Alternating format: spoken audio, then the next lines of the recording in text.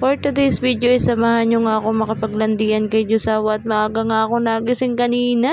Inagahan ko nga ng gising kanina at ang sabi niya nga kagabi hindi ko na nga daw siya naaalagaan at kaya ang payat na niya. Kasi nga late na nga ako lagi gumising siya nga alaga ang maagang nagigising gawa nga ni Kuya Prin. Siya nga din ang nagluluto ng umagahan namin tuwing umaga. Kaya 5 AM pa lang kanina gumising na nga ako para nga magluto. Yes, 5 AM nga ito at maliwanag na nga pala ang langit. Kitang-kita nga dito sa kwarto namin at pagkalabas ng pinto nga kitang-kita na agad tong langit kaya maliwanag na nga. Dahil nga pagkalabas pa lang dito sa pinto, terrace na nga tong taas namin kaya nga maliwanag na nga. After ko nga makapaglandian, pinatay ko na nga yung ilaw dito sa taas. Maliwanag na nga at sayang nga tong kuryente sa mahal baga naman ang kuryente ngayon. Yes, nag-iisip nga ako kung magkano nga yung bilya naman namin sa kuryente. Dahil nga nung last month umabot kami ng 700, ipatay nga ang rep namin noon. Yes, nagpatay muna ako ng rep at ang laman lang naman ng rep namin itubig nga lang at saka ice candy kaya pinatay ko na nga lang. Ilan lang naman yung bumibili ng ice candy kaya pinatay ko na muna. Mas mahal pa sobra yung kuryente kaysa dun sa ice candy. Diyos ko po Lord. Magkano lang naman yung benta ko sa ice candy? 5 pesos. Hindi na ako nag-adjust ng presyo. Kahit nga nung nakaraang buwan mahal nga ang kuryente, hindi na ako nagtaas ng presyo. May tinutubo pa rin naman kahit paano pero talaga sobrang ang mahal ng kuryente ngayon. Diyos ko po Lord. Anyway, balik na nga tayo din sa ginagawa ko. Nagpainit na nga ako ng tubig doon sa heater at dito nga ako magluluto sa ulingan dahil nga di ba nga sabi ko nga sa inyo naubusan nga kami ng gatong kahapon. Kaya nga no choice dito ako magluluto sa ulingan at wala nga kaming gatong. Pero baka mamayang hapon magpasali na rin naman kami kasi nga sobrang hirap ng pagsauling tapos ang dumi pa. Hindi pwede rin naman araw-araw mag-uling din gawa ng may baby ako at mahirap nga't mausok. At isa pa ang dumi nun sa bahay yung usok niya, yung agiw ba. After ko nga magpaapoy dun sa ulingan, nagtimpla na nga akong kape din. Naglagay na nga rin ako ng tubig na maligamgam sa tasa dahil yun nga muna ang aking iniinom bago nga ang kape. Oo, sino kapares ko dyan na umiinom muna ng tubig na maligamgam bago nga ang kape. Dahil nga masarap yun sa pakiramdam, yun nga lagi ang ginagawa ko. Simula nga nung nagtrabaho ako sa brother, yun nga ang aking ginagawa. Umiinom muna ako ng tubig na maligamgam bago nga yung kape. And anyway, nakaalis na nga si Jusawa dito. Kami na nga lang tatlo nila Kuya Prince ang nandito sa bahay. Bigla nga dumating tong bilang kuryente at nagulat nga ako sa bill. Dahil ngayon 2